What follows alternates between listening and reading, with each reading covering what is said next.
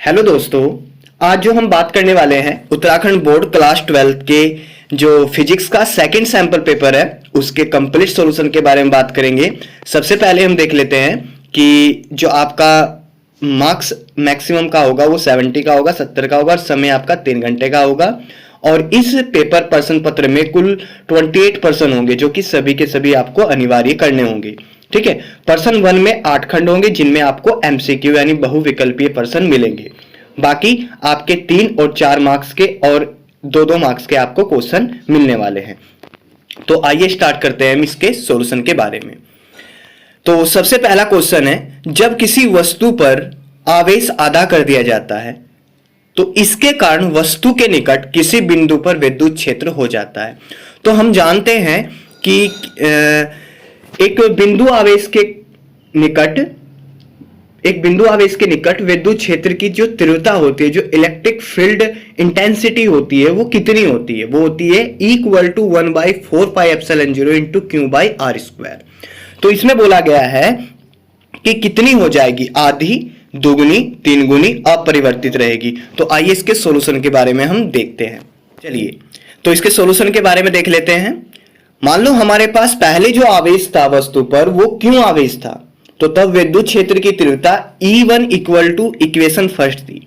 अब आवेश को आधा कर दिया गया, Q/2 कर दिया गया और फिर हमने समीकरण सेकंड, जो यहां पर समीकरण सेकंड है, ये समीकरण सेकंड है, इस समीकरण सेकंड को हमने समीकरण 1 से डिवाइड कर दिया और डिवाइड करने पर हमारे पास E2/E1 = 1/2 बचा। इसका मतलब E2 = E1/2 यानी आवेश आधा करने पर जो विद्युत क्षेत्र की तीव्रता होगी वो पहले की कितनी हो जाएगी? आधी हो जाएगी। तो ऑप्शन नंबर ए आपका बिल्कुल सही है, राइट है।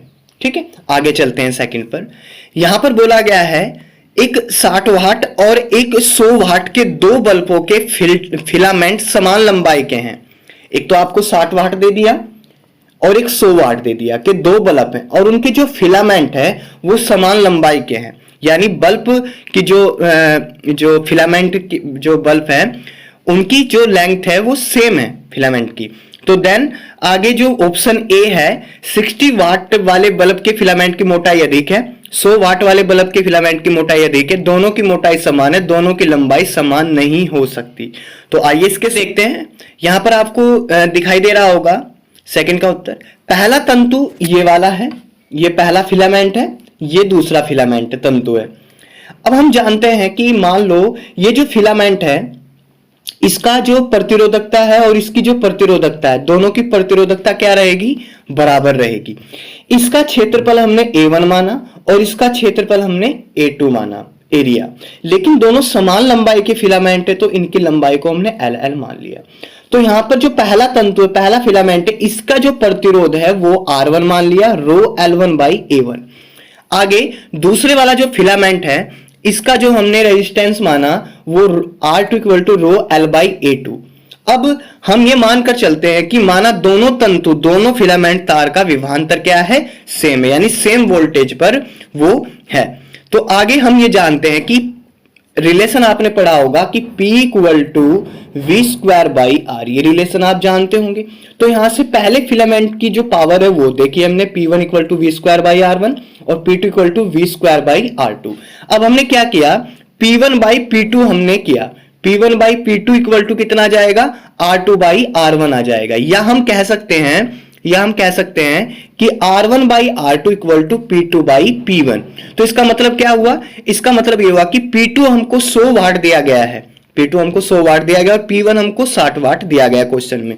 तो R1/R2 = ये आ गया। तो इसको काटा हमने, तो R1/R2 = 5 अनुपात। अब हम एक रिलेशन जानते हैं कि R डायरेक्टली इनवर्सली प्रोपोर्शनल होता है A के, मतलब R A के क्या होता है? व्युत्क्रमानुपाती होता है। अब हमको ये भी पता है कि वहां पर R1 रेशो R2 बराबर हमारे पास कितना आता? 5:3 आता। तो मतलब पहला जो फिलामेंट है उसका प्रतिरोध ज्यादा है, यानी R1 R2 से ज्यादा है। यदि R1 R2 से ज्यादा है तो A2 A1 से ज्यादा होगा क्योंकि इनवर्सली प्रोपोर्शनल है। तो ऑप्शन आपका क्या सही रहेगा? बी आपका सही रहेगा। ठीक है, मतलब 60 वाट का जो बल्ब होगा, 60 वाट का जो बल्ब होगा वो वाला ऑप्शन आपका क्या रहेगा, सही रहेगा। तो आइए देखते हैं उस ऑप्शन को। तो यहां पर बोला गया 60 वाट, सॉरी 60 वाट और 100 वाट के दो बल्बों के फिलामेंट समान है, तो बी ऑप्शन, यानी वहां पर ये ऑप्शन बी सही होगा 100 वाट, क्योंकि P1 R1 के लिए R1 रेसो R2 बराबर 5:3 आया, और प्रतिरोध किसका ज्यादा है, पहले वाले फिलामेंट के बल्ब का है ना, जिसकी पावर 60 वाट है। लेकिन यहां पर 100 वाट का जो बल्ब है इसका जो एरिया है वो ज्यादा है, तो मतलब 100 वाट वाले बल्ब के फिलामेंट की मोटाई क्या होगी, ज्यादा होगी। तो ऑप्शन आपका क्या है, बी सही है। आगे हम देख लेते हैं, एक इलेक्ट्रॉन को एक समान वेग से, कोई एक इलेक्ट्रॉन है उसको एक समान वेग से एक लंबी धारावाहिक परिनालिका के अक्ष के अनुदिश क्या किया जाता है, प्रक्षेपित किया जाता है। तो इस गति के संबंध में निम्न में से क्या सत्य है। तो आप जानते हैं कि जो चुंबकीय बल होता है वो ILV sin थीटा होता है, और थीटा यहां पर कितना है, थीटा यहां पर 0 है, तो साइन 0 कितना होगा, 0 होगा, तो फोर्स कितना होगा, 0 होगा। यदि फोर्स 0 होगा तो हम जानते हैं कि F इक्वल टू क्या होता है, ma होता है, और इस इलेक्ट्रॉन का कोई ना कोई द्रव्यमान होगा, क्योंकि द्रव्यमान तो नॉट इक्वल 0 है, फोर्स हमारा 0 होगा, तो त्वरण क्या हो गया, 0 हो गया। तो इससे ये ऑप्शन निकलेगा यहां से कि इसमें ऑप्शन नंबर होगा आपका ऑप्शन डी, कि जो इलेक्ट्रॉन है वो परिनालिका के अक्ष के अनुदिश एक समान वेग से गति जारी रखेगा। ठीक है, तो ये आपको ध्यान रखना है। इस तरीके से निम्नलिखित में से कौन सा परिपथ अधिकतम शक्ति व्यय प्रदर्शित करता है, तो इसमें जो अधिकतम शक्ति व्यय प्रदर्शित करता है वो होता है शुद्ध प्रतिरोधक परिपथ, क्योंकि शुद्ध प्रेरक परिपथ और शुद्ध धारिता में तो वैल्यू 0 हो जाती है। तो शुद्ध प्रतिरोधक परिपथ ही क्या करेगा, आपका अधिकतम शक्ति व्यय प्रदर्शित करेगा। यहां पर बोला गया कांच से बने एक लेंस को जल में डुबाया जाता है तो लेंस की क्षमता पर क्या प्रभाव पड़ेगा। मतलब ANG बड़ा है यहां पर ANW से, ANG बड़ा है, मतलब कांच लेंस जिसका बना हुआ है उसका अपवर्तनांक ज्यादा और जिसमें डुबा रहे हैं उसका अपवर्तनांक कम है। तो इस कंडीशन में क्या होता है, इस कंडीशन में फोकस दूरी क्या हो जाती है, बढ़ जाती है, और फोकस दूरी बढ़ जाती है तो लेंस की क्षमता क्या हो जाएगी, घट जाएगी। तो ऑप्शन बी आपका सही है। ठीक है, आगे चलते हैं। आगे बोला गया निम्नलिखित में से किसकी न्यूनतम तरंगदैर्घ्य होती है, तो आप जानते हैं गामा एक्स, ये वाली आप जानते हैं विद्युत चुंबकीय तरंगों के बारे में। तो ब्लू लाइट, नीला प्रकाश नहीं है, अवरक्त तरंग किरणें नहीं है, लघु तरंगे नहीं है, तो न्यूनतम तरंगदैर्घ्य किसकी होगी, सबसे कम तरंगदैर्घ्य किसकी होगी, इसमें गामा रे की होगी, क्योंकि इसकी अधिकतम आवृत्ति होती है। आगे चलते हैं, हाइड्रोजन परमाणु का आयनन विभव कितना होता है, तो आपको याद रखना है बी ऑप्शन सही है, 13.6 वोल्ट हाइड्रोजन परमाणु का आयनन विभव होता है। निम्न चित्र में एक पूर्ण तरंगदैर्घ्यकारी निवेशी तथा निर्गम, निवेश यानी इनपुट और निर्गम मतलब आउटपुट वोल्टता के साथ प्रदर्शित किया गया है डायोड 2 के द्वारा निर्गम वोल्टता में योगदान बताइए। तो डायोड D2 हमारे पास ये है, डायोड D2, ये कब कंडीशन होता है, जब इसको माइनस रखते हैं, जब इसको प्लस रखते हैं। ठीक है, तो इसमें B और D पर हमको क्या मिलेगा, निर्गम कंडीशन मिलेगी। तो ऑप्शन नंबर जो आपका हो जाएगा वो ऑप्शन नंबर हो जाएगा आपका बी ऑप्शन। ठीक है, ये ऑप्शन बी आपका सही हो जाएगा। आगे बोला गया है कि प्रकाश विद्युत प्रभाव के एक प्रयोग में निरोधी विभव 1.5 वोल्ट है, इस प्रयोग में उत्सर्जित फोटो इलेक्ट्रॉन की अधिकतम गति ऊर्जा बताइए। मतलब आपको क्या दे दिया गया, मतलब आपको दे दिया गया V0 दे दिया गया आपको, ठीक है, और आपको E के निकालना है, अधिकतम गति ऊर्जा निकालनी है, उसका फॉर्मूला EV0 होता है ना। यहाँ पर E की वैल्यू रखोगे 1.V0 आपको दिया गया है, लेकिन लास्ट में आप क्या करोगे, ये तो जूल में निकलेगा, है ना, ये तो जूल में निकलेगा, लेकिन आप इसको इलेक्ट्रॉन वोल्ट में जब बदलोगे तो 1.6 क्रॉस 10 की पावर -19 से इसको क्या कर दोगे, डिवाइड कर दोगे, तो इलेक्ट्रॉन वोल्ट में निकल जाएगा। नाभिकीय रिएक्टर में न्यूट्रॉन के अभिक्रिया दर को नियंत्रित करने के लिए उपयोग किए जाने वाले पदार्थ का नाम, तो सबसे बेस्ट एग्जाम्पल है भारी जल, जिसको D2O इसका रासायनिक सूत्र होता है। आगे क्वेश्चन में बोला गया है निम्न ग्राफ दो प्रकाश संवेदनशील यानी प्रकाश संग्रह धातुओं A और B के लिए आपतित विकिरण की आवृत्ति के साथ निरोधी विभव के परिवर्तन को दर्शाता है, दोनों में से किसका कार्यफलन का मान अधिक होगा। तो हम जानते हैं कार्यफलन बराबर क्या होता है, W इक्वल टू W से भी व्यक्त करते हैं और फाई 0 से भी व्यक्त करते हैं, वो होता है आपका H न्यू नोड, ये आपका क्या होता है, ये आपका कार्यफलन होता है। ठीक है, तो इसमें यदि हम आगे देखें W equal to H nu naught देखें तो इसमें सीधा सीधा आपको एक रिलेशन दिखाई दे रहा होगा कि जो कार्यफलन है उसका सीधा सीधा देहली आवर्ती से रिलेशन है। मतलब जिसकी देहली आवर्ती ज्यादा होगी उसका कार्यफलन ज्यादा होगा, जिसकी देहली आवर्ती ज्यादा होगी उसका कार्यफलन ज्यादा होगा।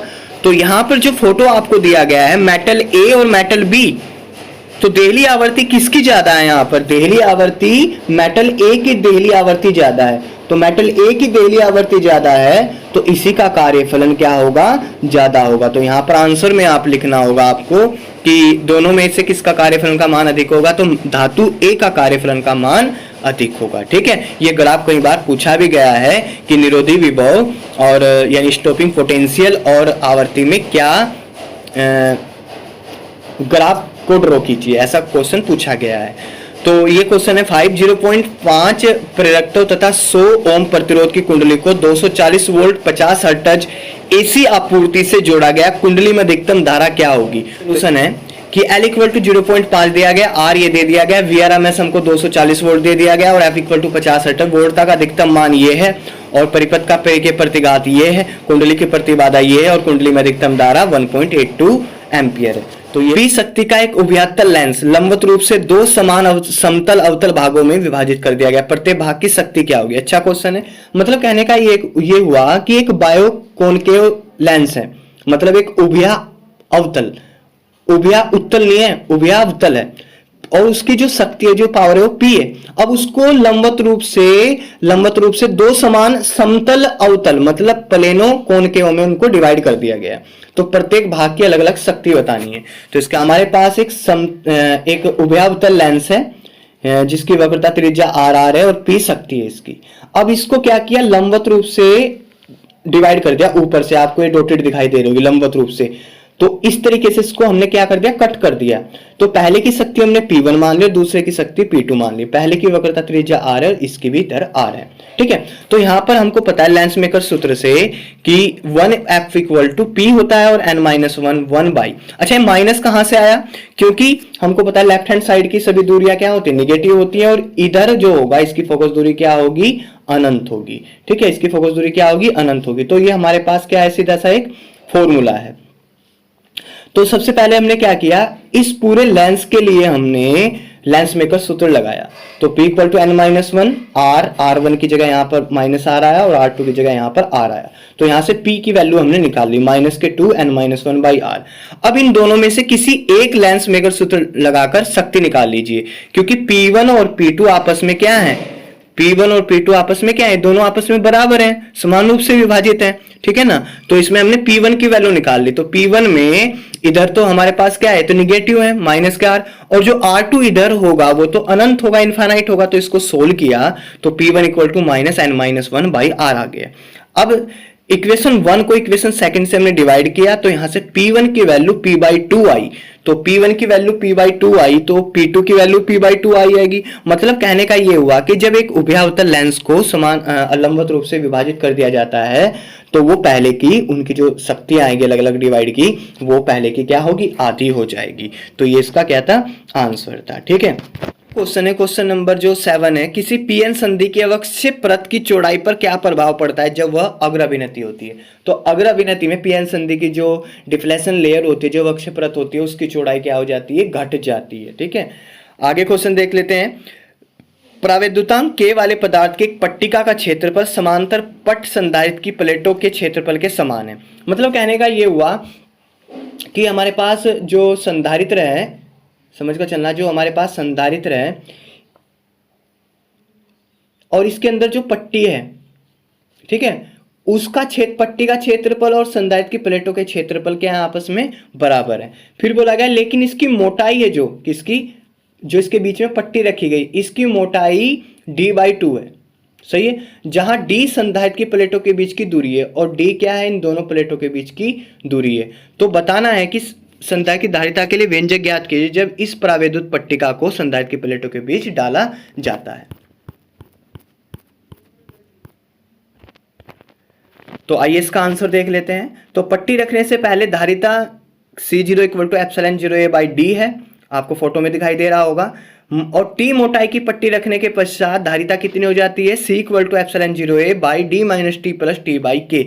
लेकिन हम जानते हैं यहाँ पर कि जो पट्टी है उसकी मोटाई d बाई 2 है, तो t की वैल्यू d बाई 2 होगी, और k क्या है, अनंत है, क्योंकि प्राविद्युत पदार्थों के लिए अनंत होता है। तो c इक्वल टू एप्सिलॉन 0 ये आ जाएगा हमारे पास 2 एप्सिलॉन 0a बाई डी। तो हमने समीकरण सेकंड को समीकरण 1 से भाग लगाया और c by C 0 equal to 2 आ गया और c इक्वल टू 2c0 आ गया, अर्थात धारिता दोगुनी हो जाएगी। तो इसका आंसर था।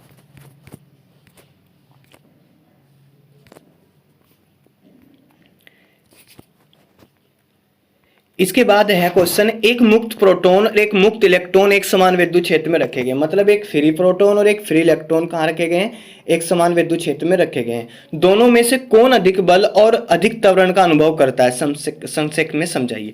मतलब कहने का ये हुआ कि इनमें से कौन अधिक बल का अनुभव करेगा। आप ये जानते हो कि प्रोटॉन और इलेक्ट्रॉन पर परिमाण में, मैग्नीट्यूड में आवेश समान होता है, तो बल तो दोनों पर बराबर होगा। बल इलेक्ट्रॉन और प्रोटॉन दोनों पर क्या होगा, बराबर होगा। लेकिन त्वरण किस में ज्यादा होगा। अब हम जानते हैं कि जो A बराबर क्या होता है, फॉर्मूला F बाई एम होता है ना। अब इन प्रोटॉन और इलेक्ट्रॉन में किसका द्रव्यमान कम है, इसमें इलेक्ट्रॉन का द्रव्यमान कम है। तो इलेक्ट्रॉन का द्रव्यमान कम है तो इलेक्ट्रॉन का त्वरण क्या होगा, ज्यादा होगा। तो अधिक त्वरण कौन अनुभव करेगा, क्योंकि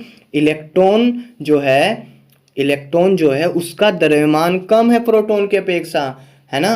तो कौन त्वरण ज्यादा अनुभव करेगा, इलेक्ट्रॉन ज्यादा त्वरण को अनुभव करेगा। ठीक है, आगे चलते हैं।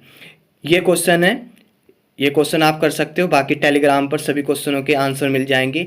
एक कुंडली और एक बिजली का बल्ब 220 वोल्ट 50 हर्ट्ज प्रत्यावर्ती धारा स्रोत में श्रेणी क्रम में जुड़ा है। बल्ब कुछ चमक के साथ चमकता है। समझाए कि परिपथ के साथ श्रेणी क्रम में संधारित्र लगाने से बल्ब की चमक पर क्या प्रभाव पड़ेगा।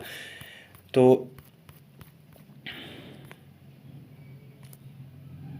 इसका आंसर हम देख लेते हैं।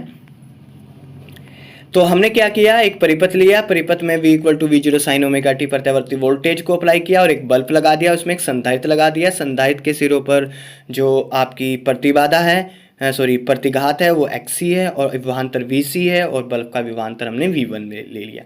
तो I equal to V by Z होता है, जहाँ जेड परिपथ की प्रतिबाधा इम्पीडेंस और XC बराबर 1 बाई ओमेगा C होता है और जेड बराबर √R² प्लस XC² होता है।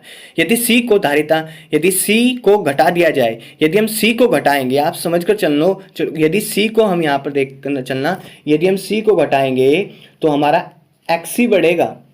यदि C को घटाएंगे तो XC बढ़ेगा, यदि C को घटाएंगे तो XC बढ़ेगा, और XC बढ़ेगा तो Z भी बढ़ेगा। तो Z बढ़ेगा, लेकिन I equal to V by Z, और Z बढ़ने पर धारा क्या हो जाएगी, कम हो जाएगी, और धारा कम होने पर विभवांतर यानी वोल्टेज आपकी क्या होगी, कम होगी। कम विभवांतर के कारण बल्ब की चमक पहले की अपेक्षा क्या होगी, घट जाएगी। तो इसका आंसर था ये। ठीक है, आगे चलते हैं।